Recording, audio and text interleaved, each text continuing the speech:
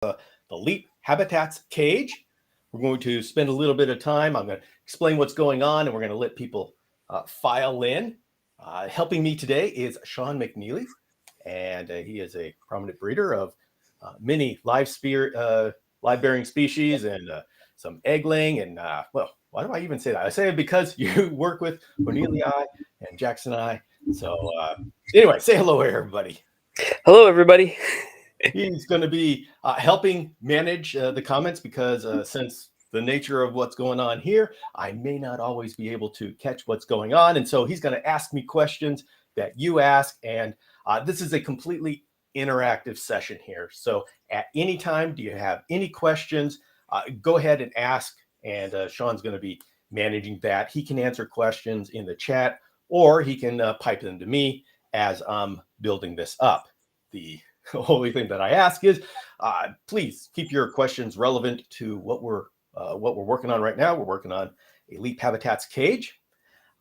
This is a new company. The company itself has been around for a long time, working in the reef industry. One of the founders of that company, Tim Marks, it has been on the podcast before. He's an avid chameleon keeper and breeder. And right now he's working with First for Wilsey, which is very exciting. And he said, hey, I can do more with caging than what's out there right now. And so he created this Leap Habitats cage. And I'm sure many of you have seen a number of announcements and things on social media and have been wondering, what the heck is this cage? And I was able to get some evaluation units. They will be available in April, I believe. And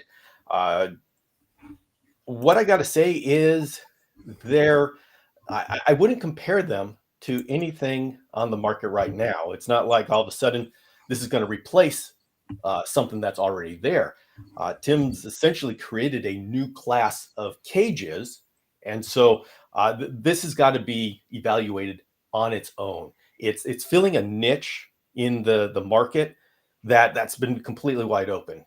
We've been using other cages and such to fill this niche, but this is the first time that a cage has been designed specifically for, and I'll say the bioactive, naturalistic, smaller size chameleon and geckos and such. And you're going to be able to see just what it looks like. Let's see. Go ahead, and this is one of the cages that I put together. And right now I have a baby cristatus, Trioceras cristatus, a crested chameleon. They enjoy the higher humidity. And so having a cage that is almost completely enclosed, but has the special chimney effect ventilation was perfect for this application. And you'll notice this is, you've got an acrylic front, you've got solid sides and back. The top is screen, and this bottom here, this door here is screen, but there's a very special substrate tray.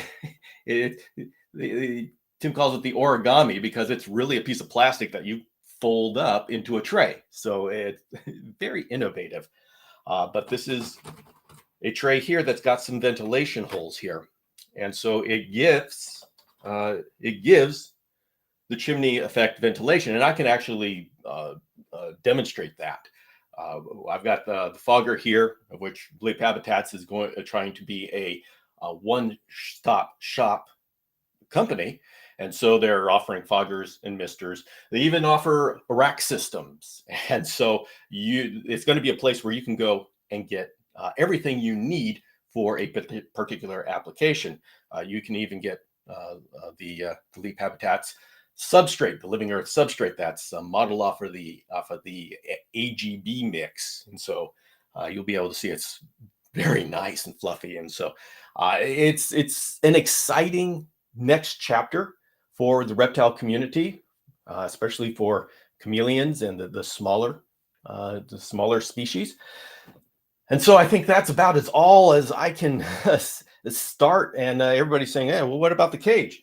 And so you know what? Let's go ahead and start with the cage. Actually, I'm going to look at the comments here a little bit and say hello to everybody.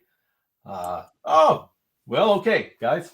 Tim Marks is here on the chat, and so he can answer any questions that you have specifically for him. Let's see. Sean's going to be answering. I don't have access to answer on this platform, Bill, so that's why I'm going to just answer on that. So I don't know if you can change something quickly, or if I should just keep answering on the Migs Exotic video, just so everybody knows who's answering them. You go ahead and answer. You're saying you're not able to type in the chat? Right. Oh, I can chat to you, but I can't chat to them. Well, that's very strange. Okay, guys, we're having a lot of fun. Oh, yes.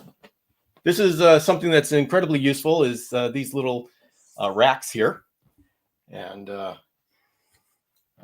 am sure the way Tim is thinking, there will be some of those soon.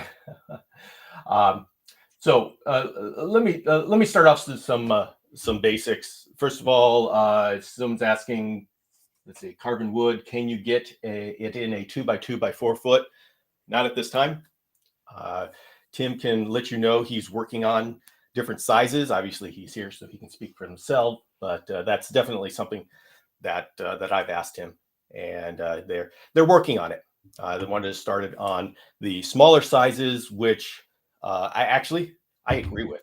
That is the best place to start, because this is the size and the level that this type of cage can meet the needs of absolutely best. Because if you see some of the interviews that I've had lately with Michael Nash, Frank Payne, we're working a lot more with the smaller chameleons, and we're finding out that with baby chameleons, they do very well in these kind of cages. And so I'm actually glad that he started at these smaller cages, because that's what we need in the industry. We don't need another reptibreeze. I'm hoping that this type of cage comes into a reptibreeze size, but right now they are filling the need, filling a need that hasn't been met yet. Anyway, all right, let's go. First of all, let's see, I'm going to just start in with this cage here. Okay, so the first thing I got to say is this is about the absolute best packed cage I have run across. As you know, with Dragon Strand, I do very good packing, and I do it industrial. This one is, I'd say it's art. It's effective, it's strong, and it's art. So I had to say I have great respect for the box designer for this. So first, we've got some double-sided. This is like insulation tape that you would use for weatherproofing. Oh, sorry. There we go. This is insulation tape that we'd be using for waterproofing, and we're going to be using this to seal that substrate tray thing that I was talking about. And you're gonna see that. And look how all this fits together. I mean, someone really took the time to figure out how to do this. Okay, this is our bottom door. Notice that it's a good screen. This is our center cross piece, and of course it'll make a whole lot more sense once I'm actually doing it. The instructions. Okay, sorry, I got to make sure I do this for the camera. Now, one thing I'm going to tell you with this box is there's a lot of nooks and crannies here.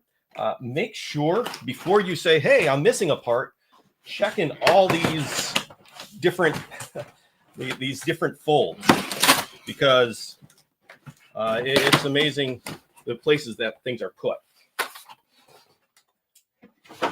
Okay, let's open this up.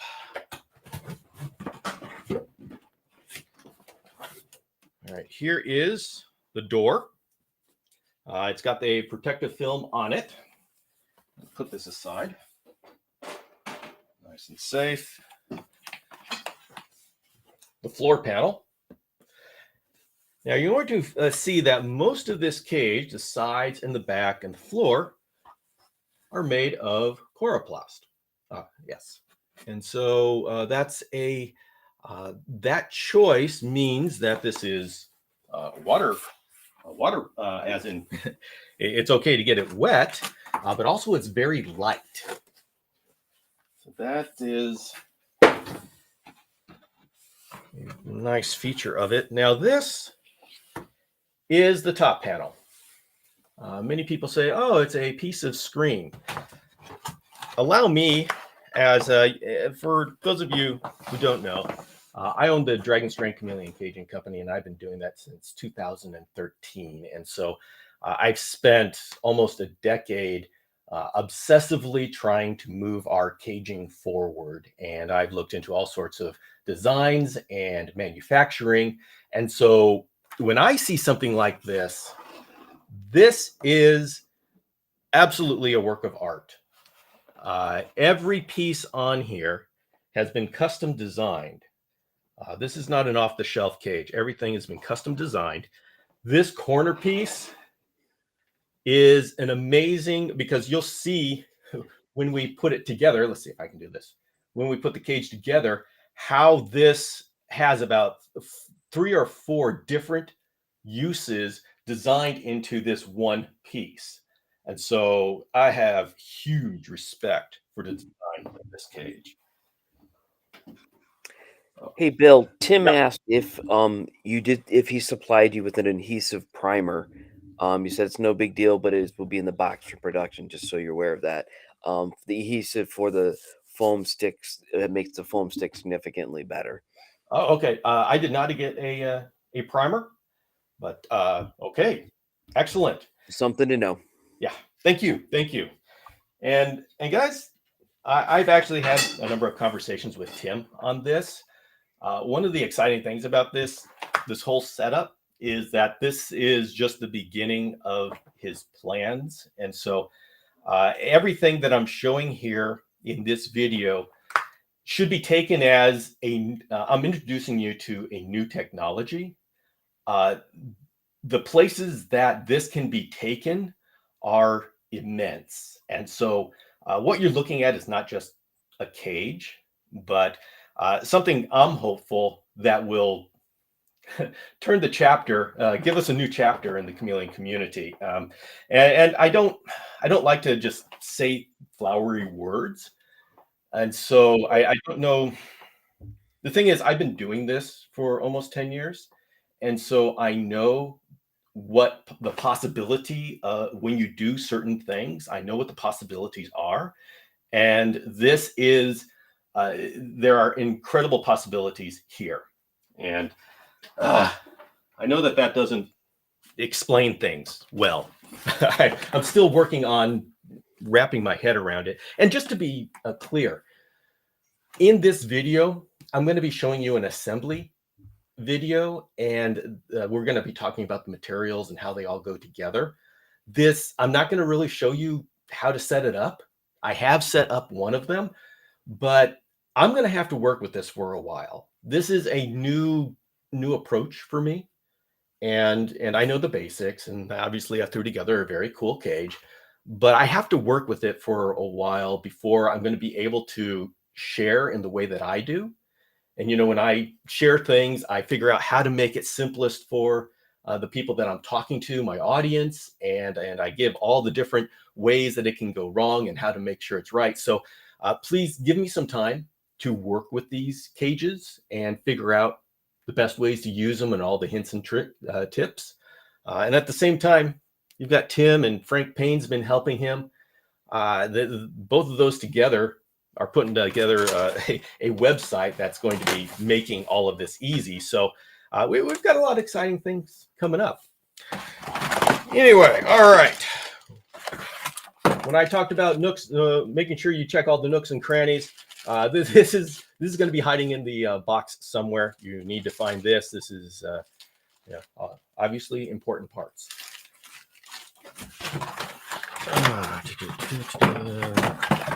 All right, just making sure I got everything else. Yeah, and I really love all the cutout holes, and these are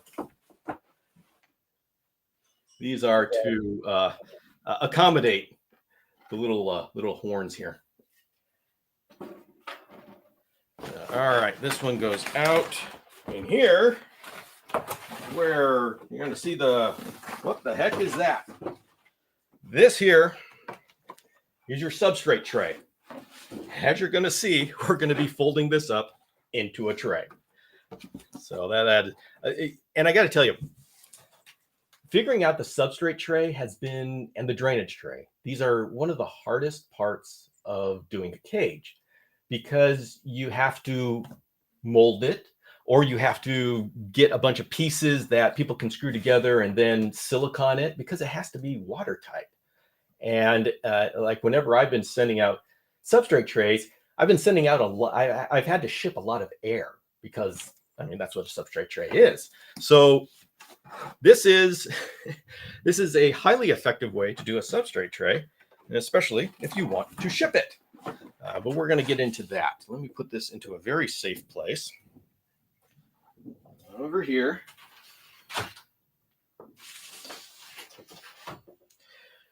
All right. And there is the side panels, side and back panels. They're all connected in a pre-printed form. As well as being pre-printed, they are semi-assembled. So it's nice and convenient.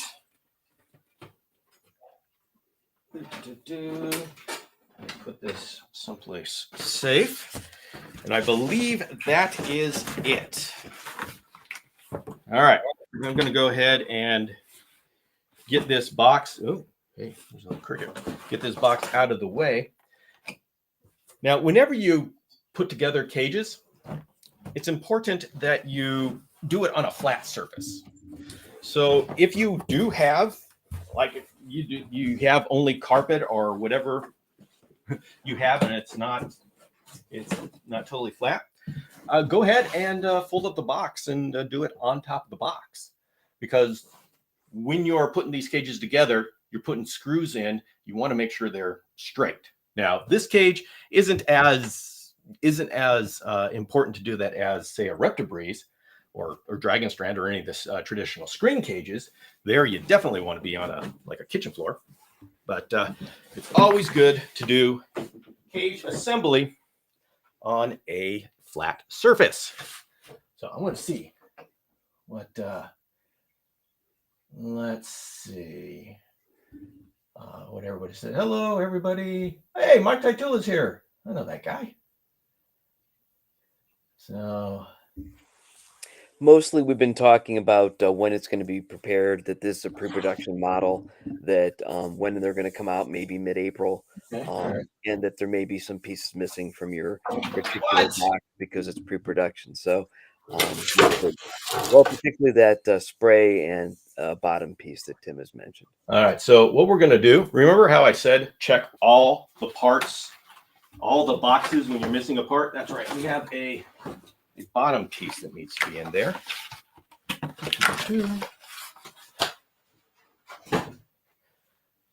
And folks, by the way, missing a part doesn't bother me at all. I know what it's like to do pre-production, and I'm lucky to be able to do this evaluation unit. So if there is a missing piece, that's okay. We're going to do this anyways. And yes.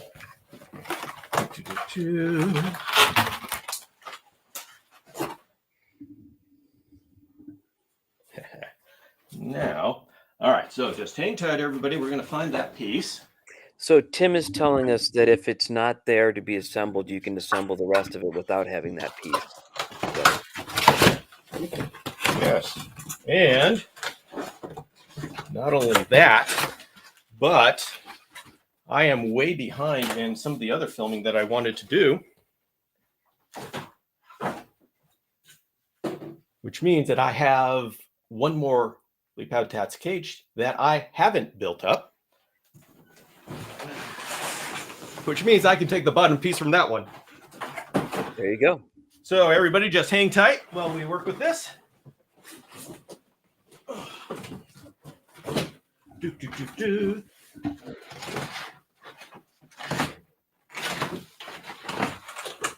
Da, da, da. See, this is the fun of doing things live. I mean, who really wants all of that polished Instagram model stuff? That's right. You got me. There we go. Look at that. Thank you, everybody, for your patience. We have a bottom piece. We're going to get this out of the way. It's a good way to know it's real, Bill, when it doesn't go perfect, because then you know it wasn't staged and you're really just doing this live. So that's a good way of knowing it. That's right. Thank you, everybody. So let's go ahead and follow some instructions here. Now, when you bring something this out, careful with this piece right here. This is actually your door hinge. All right. Let's see how I'm going to do this. I am going to make sure I do this so it is best for the camera. So you're going to see there's a lot of folds involved in this cage. And that is, make sure you're doing the folds in the right way, the right direction. Let's see, there we go. So can you see this? I'm trying to get this. So here we have this big, long expanse. And I am actually going to fold it here. Okay. And then fold it on the other side. So I have this. Let's see, I'm trying to get this so you can see. So I folded this together. And now I'm going to put this wonderful little cross brace. Tim is suggesting that it's easiest to bend the folds down over the edge of a table for everyone who's watching. So just so that does make a whole lot of sense. And as you can tell, I'm working on figuring out the best way to do these things as we do it. So that's how you know this is a nice and completely honest build assembly video. Now I'm going to get into the pack of screws. I'm going to bring out, let's see, these guys, 2 of these, and by putting them in on the sides, I'm going to be able to essentially create a cage that will stand up on its own. Just don't put anything in it just yet. All right. Ugh. Trying very hard to get this all in camera.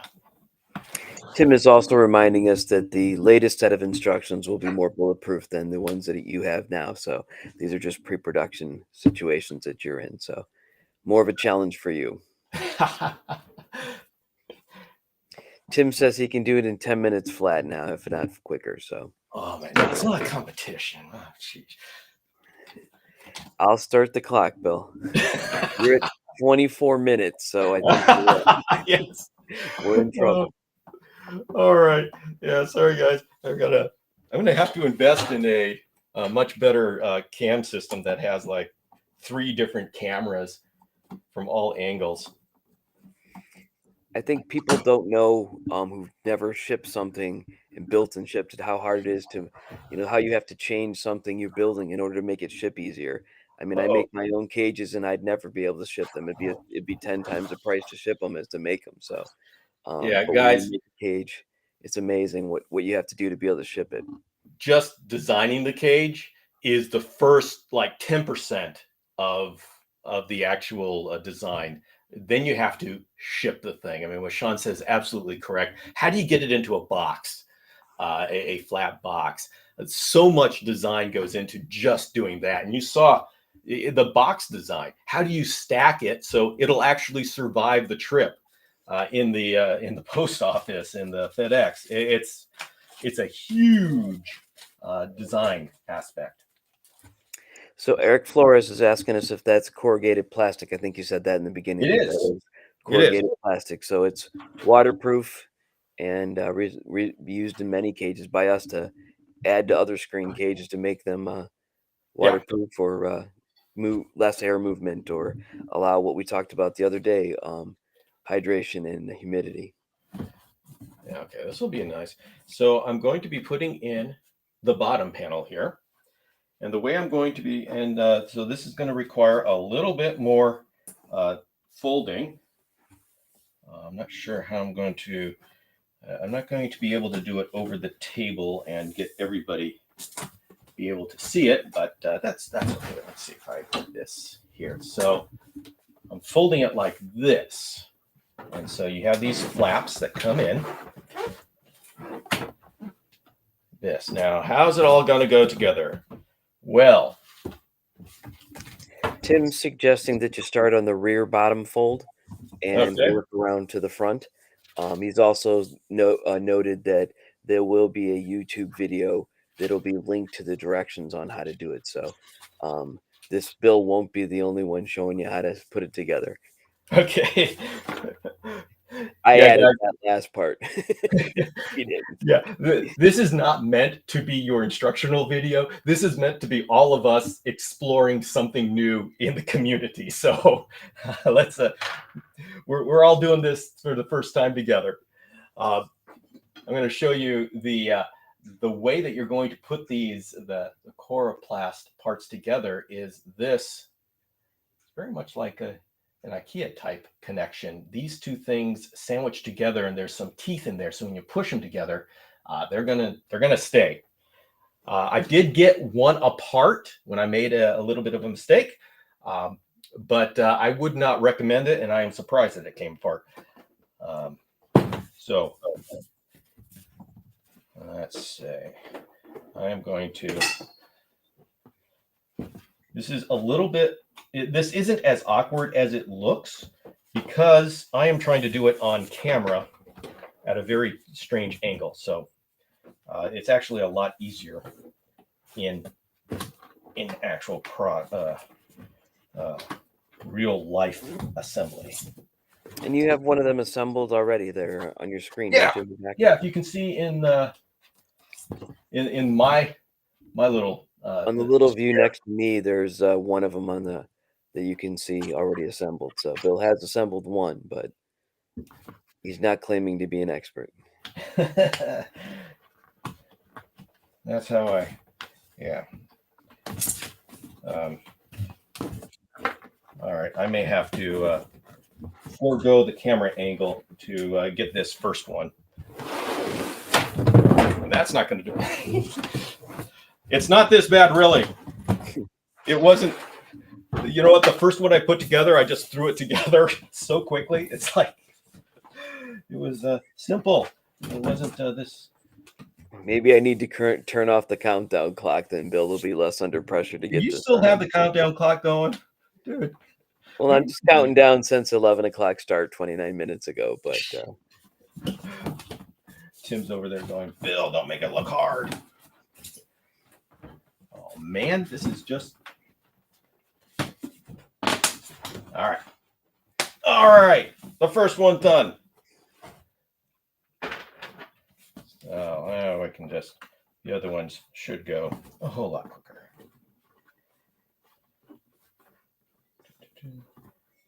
So how is everybody's Saturday going while I put this together?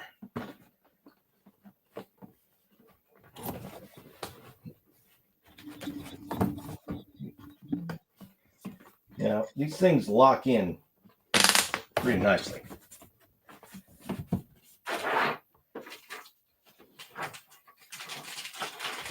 And they do a very good job.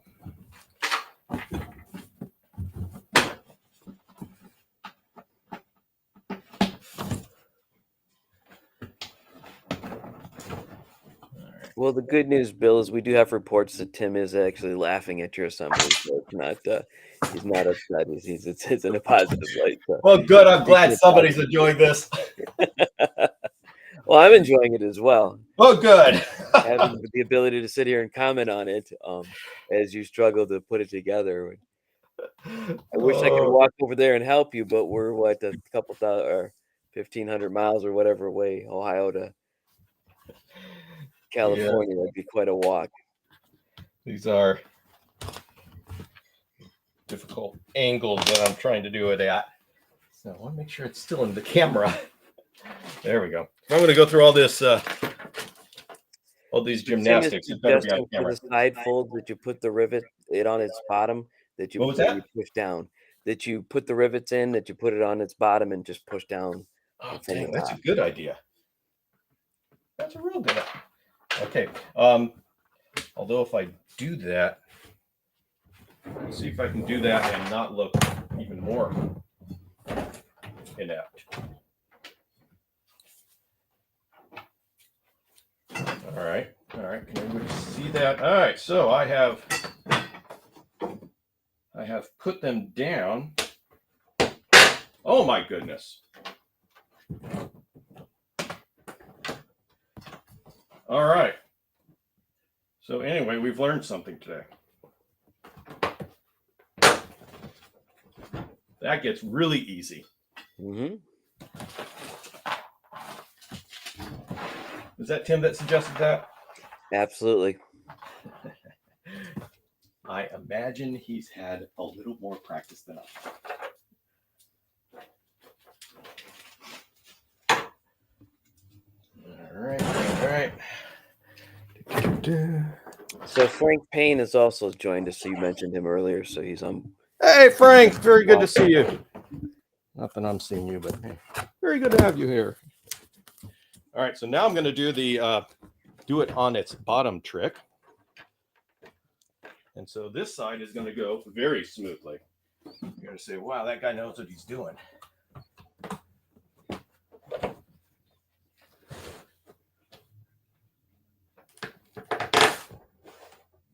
Look at that. Oh, yeah.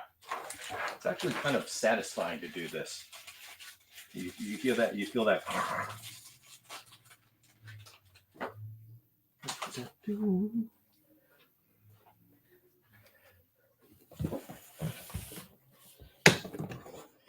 right, there we go. There we go.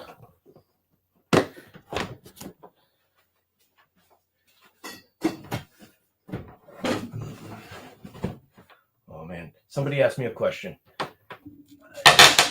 Just so I don't feel like I'm just updating it. Tim is dropping his kids off, but Frank and who else is the other? And the other gentleman here is going to be moving my chat down so I can see who this is.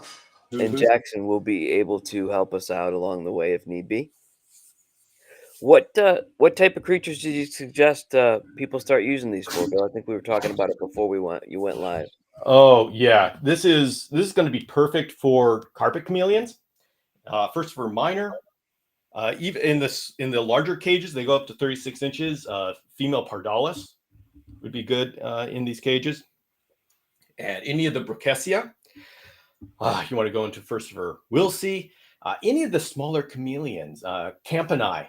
You're going to be hearing a lot more about Campani coming up because we have a very exciting breeding project that is being very successful.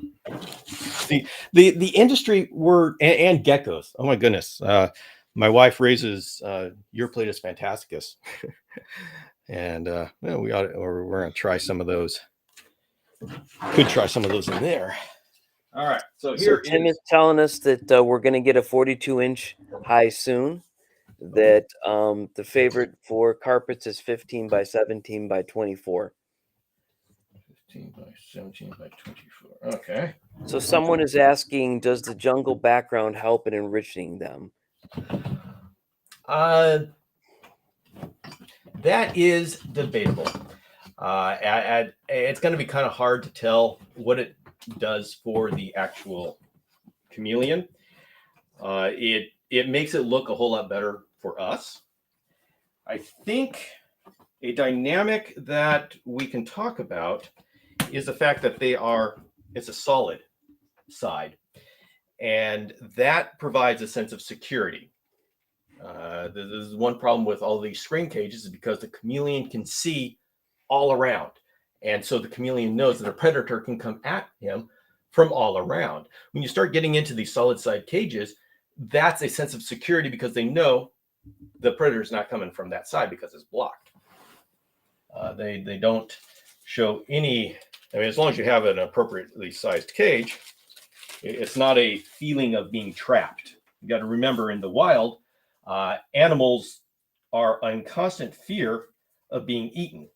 And so this is not being trapped as long as they have everything they need inside of it. It is a sense of security. Okay, I'm safe. So don't forget Eliati and Hanele, which I have, would fit well in those.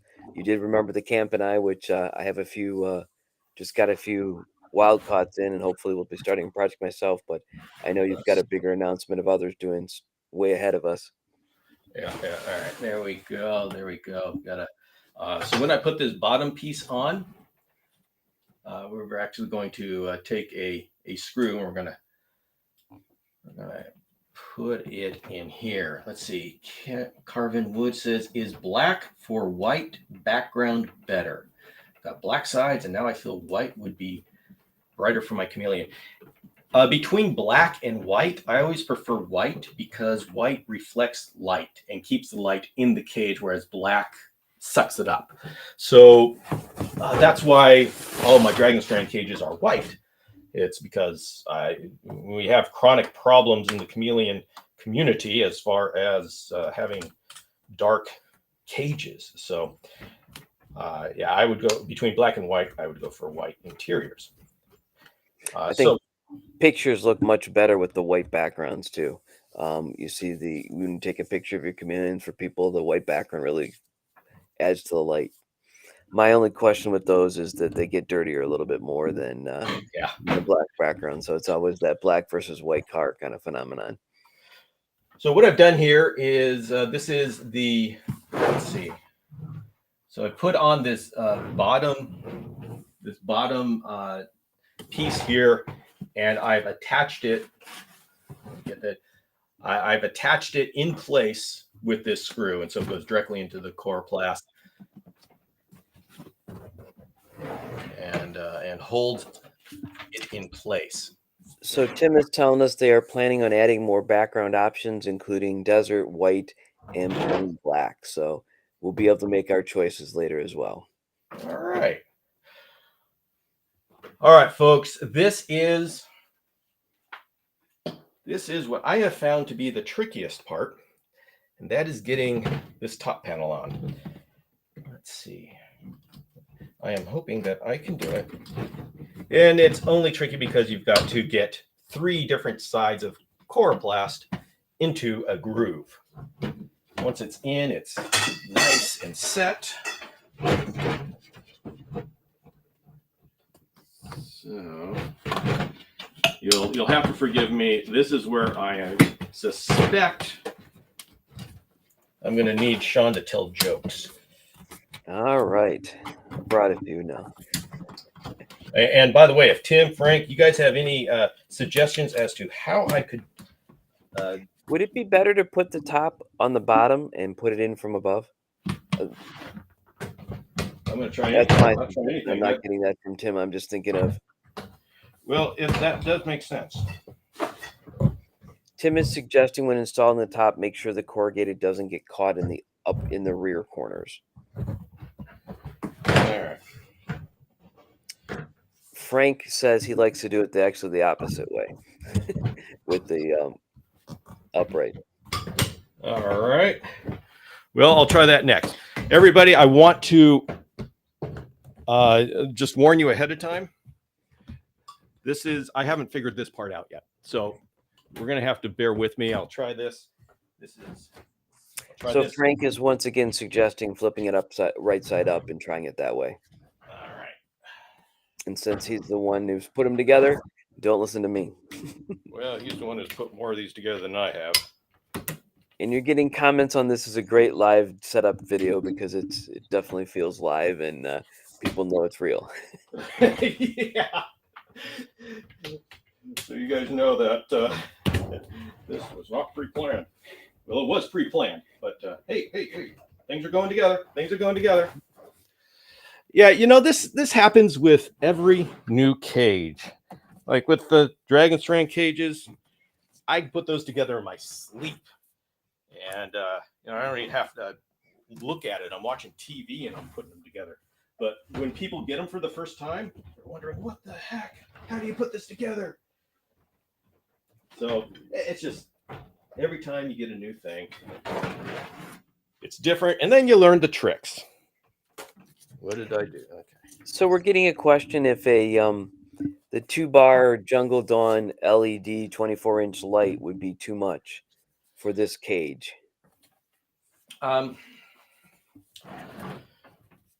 First, I'll mention that Leap Habitats is actually having their own LED bar and a UVB. So they're really doing a one-stop shop thing.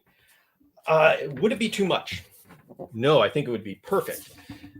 The one thing you got to be careful of whenever you're using those LED bars is the amount of heat that it generates. And so it's a good idea. You got to be careful when you start putting lights directly on top of the cage, because especially when you're hybrid cages, it's going to retain heat. That's one of the characteristics of a hybrid cage, and it's a skill that we've got to learn in the chameleon community, because hybrid cages are better for chameleons than screen cages. But with screen cages, in a way, I want to say we've gotten sloppy as far as applying heat and such to the cage, because you dissipate so much into the room that we're just not, we don't have to worry about or monitor how much we're putting in the cage. So we're going to have to, as a community, just get better at understanding how heat goes into a cage. So, okay. So we're being told that there'll be a T5 German-made UV lamps, as well as the other bulbs as well. And Frank once again is putting down the gauntlet at 10 minutes. I'm putting it that way, but Come on, as an guys. inspiration. But he said after a few, so this is only your second, as I understand it. So Yeah, go easy on me. we'll give you a 10 or 15 more to put together. Then we'll put a video together where you have to do it in a race. Yeah, We'll see we're how gonna fast have you can do it. a build off. Yeah, that would be great. We could get Frank and Tim, But I got to train, man. I got to Jackson, train. all with you, and we'll see who can build it the fastest. Yeah, guys, please don't take this as a judgment as to how hard the cage should be to put together. So some people are asking in the chat if they can't see their name, and the reason is if you're on Facebook, it doesn't tell you your name. Yeah. If you're on YouTube, it does tell us who you are. So that's why we ask those people on Facebook just to put your name in there, just so we know who you are. And if you're on YouTube, you don't have to, but we're happy to see your name as well. Yeah, Facebook got slammed for privacy stuff, and they got all sorts of politics going on. So they don't share the name with my the streaming software apps. So all right, so now we've got this together, and it's looking quite nice. Let's see, I can I think maybe if I do it this way, you can start seeing. See it from the other view, exactly. There we go. Mm-hmm. So it's starting to look pretty good. And this is, I mean, you think of chloroplast, yeah, it's a very lightweight.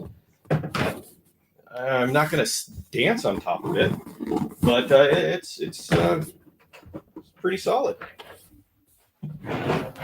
for what it is. Now, let's make sure. Let's see. Okay, we'll get this back up here with me. Now I know. I am sure somebody somewhere is going to start to complain. Oh, it's flimsy because they complain about reptibreeze being flimsy.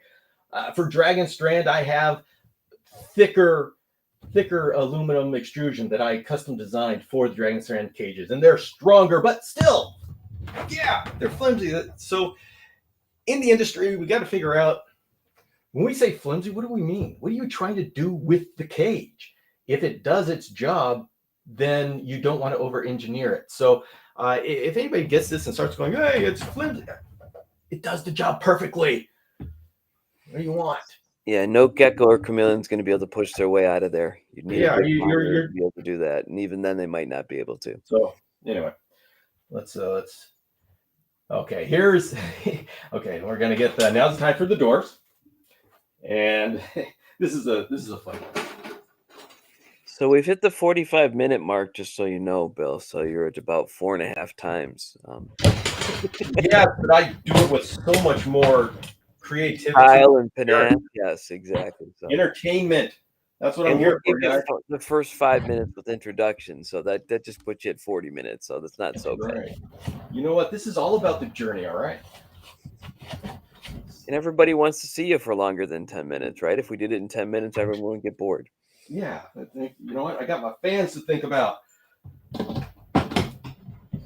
So let's see. Oh, okay. We can go back down to this view here.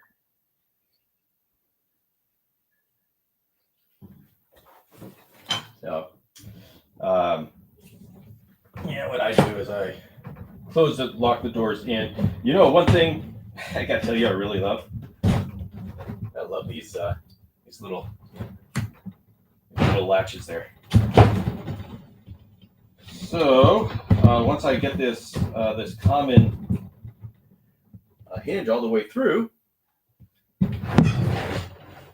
and we have doors. There we go. And on the good news side, Bill, several people have suggested that they've enjoyed this video and it's YouTube gold. So whether it's 10 minutes or not, and we're out at 43, we at least you got the right direction. You're all wonderful. All right, so on top here, let's see if I can show it easily. It's probably better at the other angle. Let's see. There we go. Yeah, you can see it pretty well with that other angle. Yeah, so this is a knockout for their misting system. They have a misting system. Let's see. Do I have that nozzle here? Anyway, you're going to see it on the cage that I have built up there. So, okay, now is going to be the fun part where I'm going to be putting together that. Oh, wait. We got one of my favorite parts of this cage. You're going to say, what? Why is that your favorite part? One of the problems that we have. Bill, I would suggest you switch the video so that we can see you a little better because we're just seeing a little bit. Okay, thank you. Let's see. How am I going to do this? All right, we're going to go over here. There we go. We can at least see you in the cage. Squaring up cages is always an issue. And so what I really love is there's actually a pin here that is put it in here. And what it does is going to keep the cage in its shape. It's a strengthening thing. So this is what I'm talking about when I say attention to detail. All right, everybody, I'm going to have to pound something. So you know what? I'm going to go ahead and mute this for the pounding. All right, Bill's going to be pounding away there on mute, so we can talk about him. He can hear us, though, but we can't hear him, so he can't complain.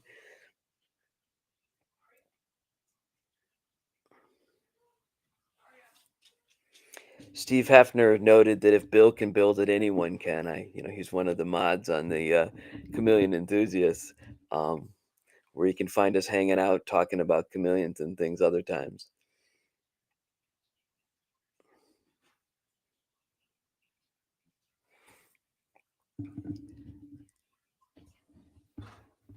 All right, y'all. Now we're going to do. I'm gonna have to figure out how to do this. We're going to be doing the origami, and this will be a very. Let's see how to do this. So, yeah. Tim says normal hammer works best for that, and he's absolutely correct. And for some reason, I only had my mallet today, so saying that was an oversight on my part. All right, so we take this. Let's see, make sure I'm doing this the right way. There we go. Take this clear plastic, and we're going to be folding it into a substrate tray. Now, people are going, "What? That's flimsy." Yeah, once again, it does the job, and it's awesome. So I'm not gonna be concerned that this isn't a big, thick piece of plastic, because it doesn't need to be. So Tim is suggesting with the origami that you fold, then tape, then install, and remove the mask. Add the ribbon. Tape, install. Okay. Yep. That makes sense. So everybody, there you go. You got to.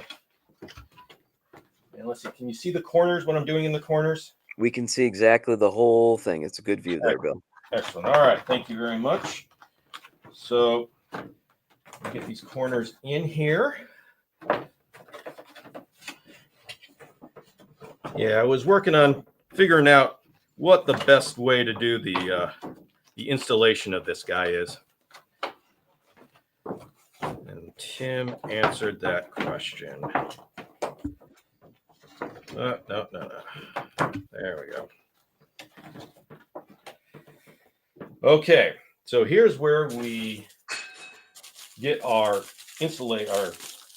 weatherproofing tape.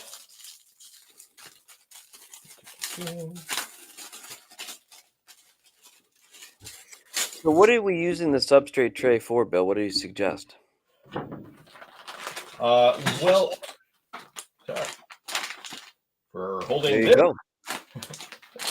this ABG mix, it can be any soil, your favorite soil. Obviously, the whole concept behind Leap is making it simple, and so they're going to have everything you need there. And listening to Tim talk, this is just the beginning. So this is the start of a lot of adventure. Tim also said, when riveting, don't forget to capture the ears. Capture the oh yes, okay, yes. So ABG, Atlanta Botanical Gardens mixture that was created long ago for these type of things, right? Yes. I mean, it could be anything that any type of soil that is your favorite.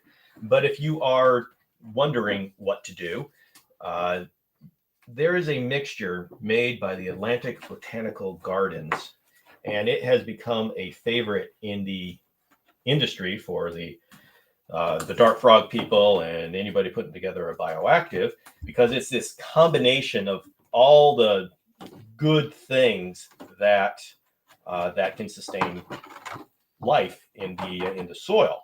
When we think of soil, I mean, have you ever thought about what is dirt?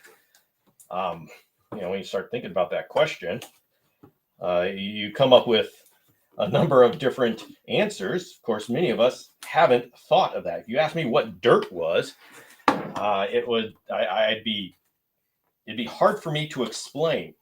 But it's a combination of many different organic and inorganic things. For example, let's just talk about what's in here. We have cocoa fiber, leaf litter, fir bark, charcoal, sphagnum moss, and lichens. All right. And I remember having this conversation with Bonnie from Verdant Vivariums on the episode on plants and asking about soil and talking about how soil is really for plants is meant for the hydration and for the moisture control. All right, so obviously now I'm starting to have to concentrate. So Tim is telling us they also have a video about dirt. So there we go. We had a question as to whether this is bioactive, and obviously with a substrate tray, you can definitely go bioactive. That's one of the positives of doing this type of a build. Oh yeah, and if someone's talking about bioactive, generally I don't tell people to go bioactive because if they're for chameleon people, for panther, veiled, and all that, I say don't bother with the bioactive because it's a skill that you have to develop. It's like a skill in addition to chameleon keeping, and so just do that chameleon keeping first. That said, we're finding doing a thing I like about bioactive is that it gets you concentrating on the entire environment. You're creating an environment instead of just caring for a chameleon, and that mindset will bring your chameleon keeping so many notches higher. And so in that way, I love bioactive. Now we go on to the next level.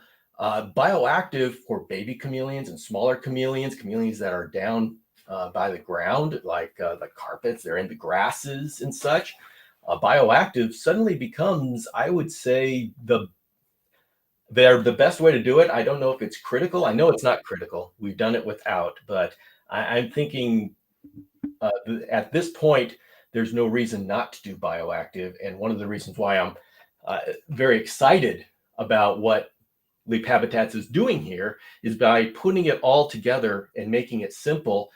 Now it's going to be easier for me to tell people, yes, do bioactive. This is your first time. Don't worry. You can do it easily now without a whole lot of hand holding and a whole lot of instruction because it's all put together and the instruction is going to be on the Leap site.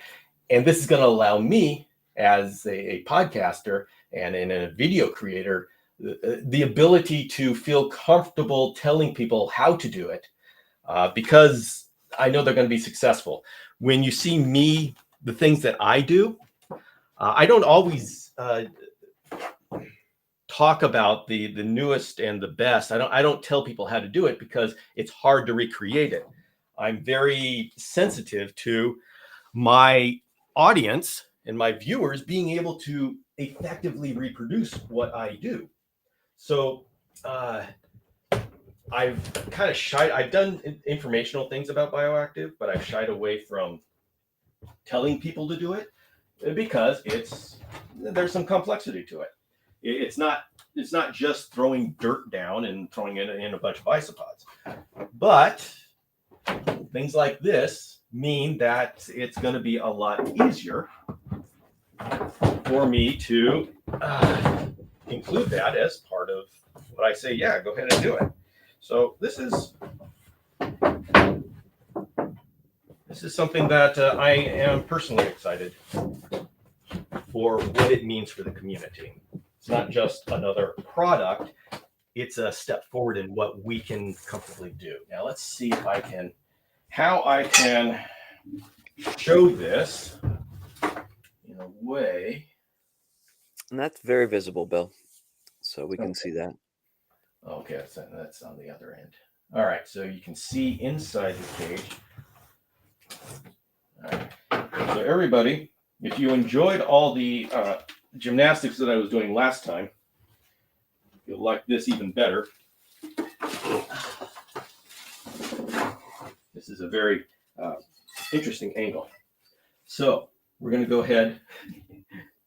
Hello, you're going to have to see me from the corner here. So what I am going to do is I've got this substrate tray in. I'm going to start to take away. Actually, I'm going to trim off.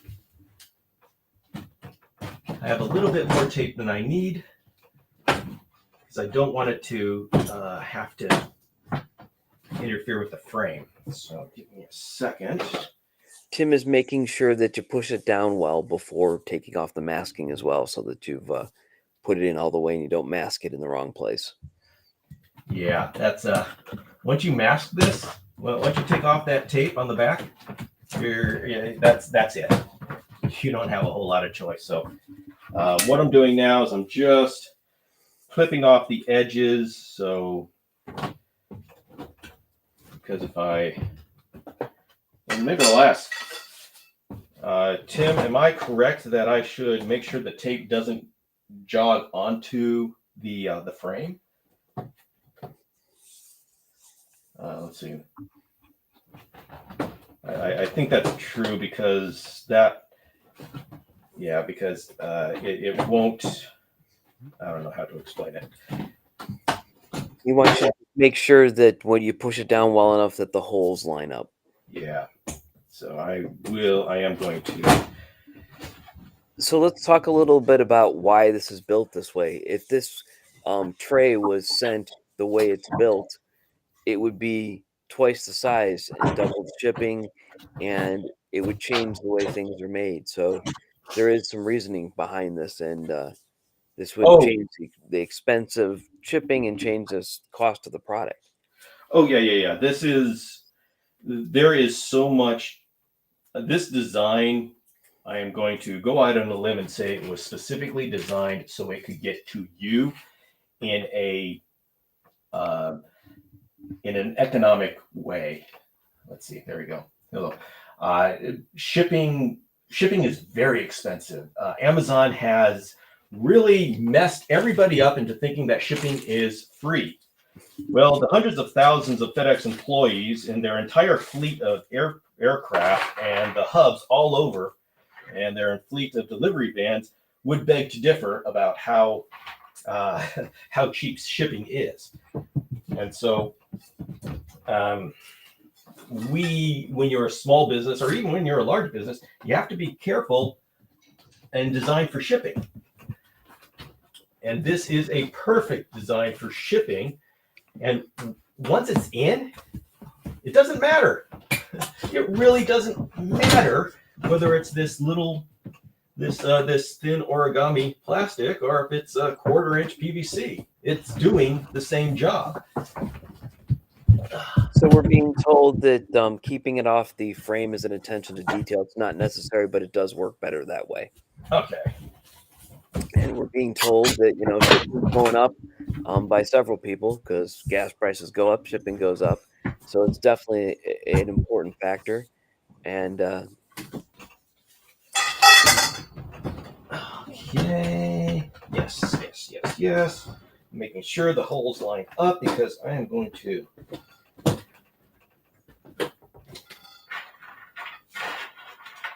be doing these things. Tim is telling us that because of the shipping, the way they put their box together, that they actually have it shipped in their original box. You don't need an extra box outside the box. You just put a label right on the top and good to go. So I think they put a lot of thought into this, not just in the design, but in how it gets to you and how it gets to you in the condition that it's in. So that's a big plus. Yeah, does anybody here get a ReptiBreeze and it's completely destroyed because they shipped it in the retail package, which is as thin as paper? Yeah, I just assume I'm going to have to replace one of the screens on a ReptiBreeze if I buy one. I don't buy them anymore, but you just assume you're going to have to replace it or repair a screen. Yeah. Now, I want to say, I'm going to bring in this phone to see if we can, just so you can, let's see, make sure I've got the right, okay. Yeah, there you go. So someone is asking if that plastic bottom comes with the cage, and yes, that piece is part of the cage. So you can see how I've made sure that I tag down those this dog ear thing. Just gotta make sure that it's attached to the side. So, all right. Back to, sorry if anybody's getting seasick. So I'm going to quickly, as quickly as possible, do this. All right. I don't know if you guys have any suggestions on this part. This is an awkward part. And I may... You probably want to go under the door with your left hand and your right hand so that you're reaching less distance. That's just my thought. This is a team effort. Stuff too much, right? So now at this point, I'm not going to actually assemble the cage. So there we go. I don't necessarily have to go through this entire all of these. So I'll go ahead. I mean, you get the idea of what you do to tack them all down. So we gave you that 6-minute introduction, and you've hit the 1 hour mark after the 6-minute introduction. Just so you're aware of time, you know. You guys are wonderful. We should have 6 cages created by now and ready to go. So, but I have them done with character. What I'm going to go ahead and right now is I'm going to take my travel cam. My hair's all messed up. So Tim did remind us that it's a good idea to leave the door off before you put that side on, which is something I actually realized when I build my cages. I don't put the door on until last because you can't reach in the side with the door hinge. So yeah, that makes sense. That makes sense. Of course, on my instructions, I tell everybody, leave the door off until later. So what do? Put the door on. Okay, so I'm gonna take this camera here. I'm just gonna give you a little bit of a tour. Let's see. Of this cage here. This is one that I've set up. Let's see. What's better? What's better? It's in here. You're starting to make us dizzy there, Bill. Oh boy. So anyway. There we go. Maybe I can do this. Maybe this will be better for me if I do it this way. So this is one that I've put together. And you can see there is the soil, and here's the ventilation. Okay. I've put in a leaf litter. Obviously, you can put in a drainage layer as you want. And so what plants are you using there, Bill? Okay.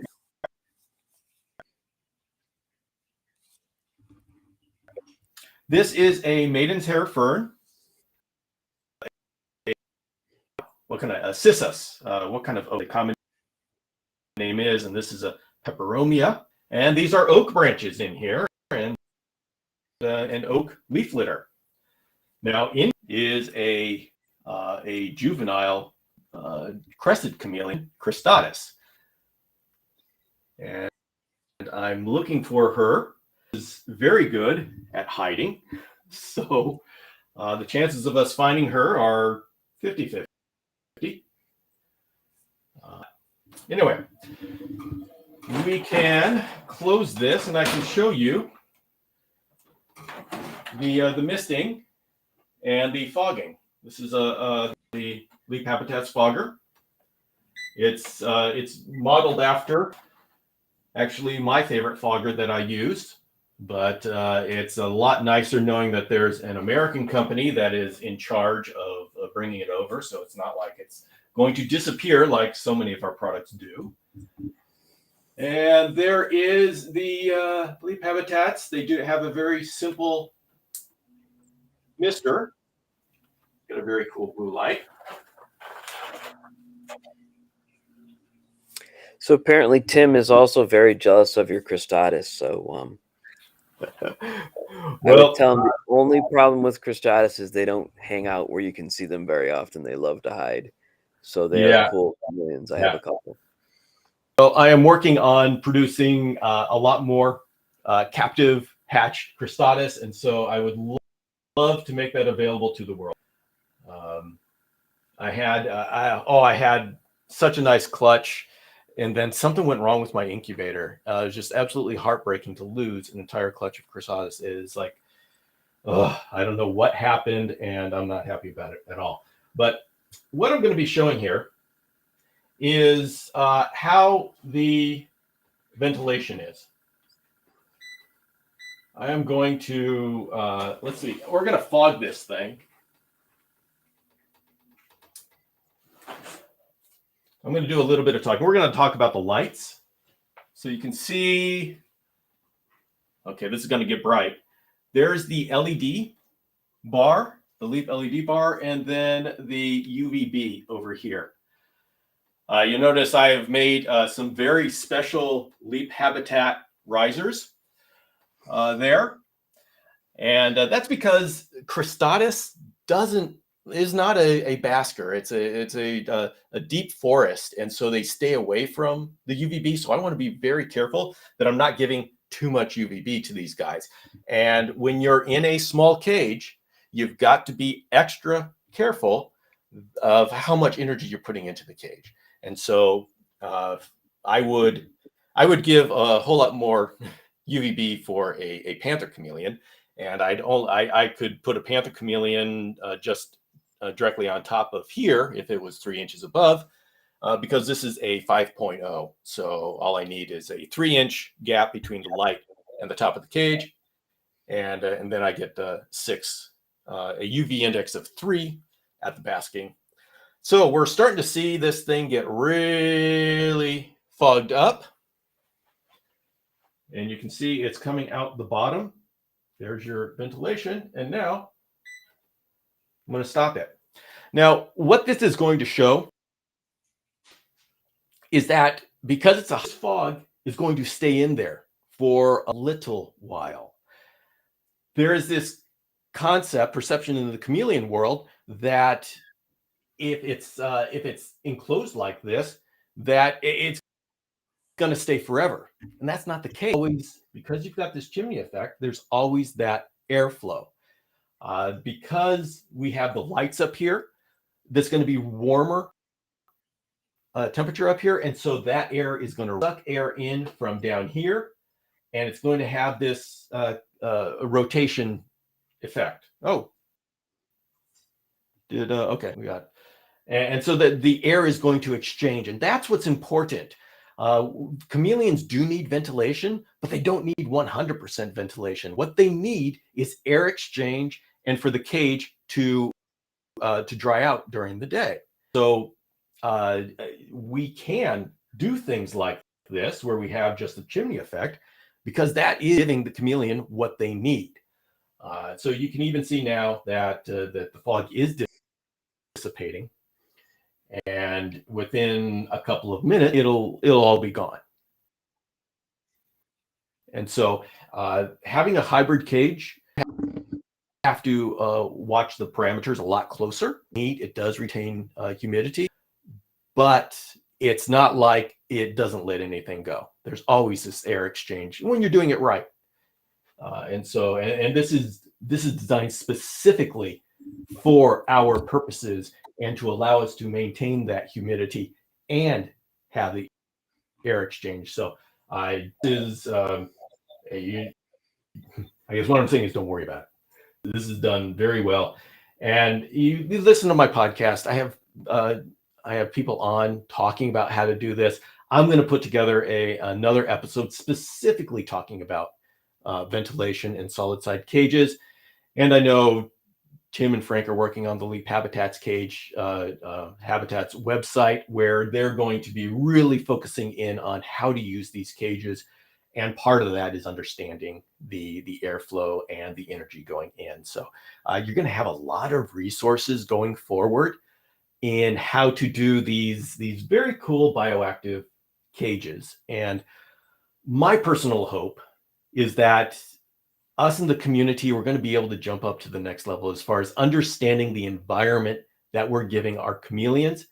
And so many more people can discover the smaller species of chameleons. It's just such an incredible world that hasn't been brought to the forefront. But I'm going to be doing that more this year. And these cages are going to be perfect for promoting the smaller size species of chameleons. So, all right, I'm going to come back. As you can see, oh, geez. Did we lose it? There we go. As you can see, it's pretty much gone by now. So, any questions? Let's go ahead and get... I think pretty much all the way along, Bill, you've got the questions that people have asked as time goes on since we had those breaks. Nothing we really missed. Just people positive about your communication skills and the fact that you put it together, and they enjoyed the hour and 10-minute build. So all right, that's me editorializing there. Okay, let's see how everybody. The one thing I'll say about the timers on the Mister, it's a cyclic timer, so it says how long between mistings and how long do I do the Mister. If you want to do the specific times, get yourself one of these little appliance timers that gives you little 15-minute intervals, and then whenever you want it the Mister to go, you just say, okay, I want it to go at 1 a.m. and then 6 a.m. and then so you've got that setting here, and then it will go just for that amount of time, power off, and then power back on. So although we like the seconds timers, you can make these work with an appliance timer, and you can get the same kind of resolution. Tim is asking if you want to show the lighting clips. Oh, yeah. I ought to do that. There is, and I can show you. Let's see if I can. All right. I'm going to let me try to bring my travel cam back up. All right, so second here. All right, yeah, here's a this is another one that I'm working on. But up here you can see that they've specifically has designed clips to clip on to the rack above. So the shelf above, you can have the light hanging down from there, and so it allows you to make much more to be much more effective with space. In the ways that I would do this before is I would have another shelf here that was the distance above the cage that I wanted. Then I'd have an area here where the lights would all go before the next shelf or the next cage. And I don't know how much I'm able to say. Let's just say that Tim is not done designing things that we're going to be able to put up there. And anybody who's put these racks together knows exactly what we need. And so Tim does too. So I think we've got a lot going on in the future. And that probably has a lot to do with the width of these cages too, because the baker's racks are only certain widths. A lot of times we see a 24-inch width, or a depth. But the depth here looks like it's designed to be used in these baker's racks. The thing with the 18-inch wide rack, and of course I've been doing this since 2013 with these racks, is the big challenge is how do you fit all of the lights, the heat, the UVB, the daylight, the Mister, the fogger, how do you fit all that above the cage? It starts to get really packed up there. And so this is why having someone designed specifically for chameleon applications, the lighting systems is a huge thing for us. So if anybody is interested in these rack keeping, which a lot of us are when we have a pair of carpet chameleons, a pair of anything, or a baby rack, it's nice to have things that fit onto that rack. And so there's a lot going on. Let's see. Oh yeah. There's a couple other things I need to show.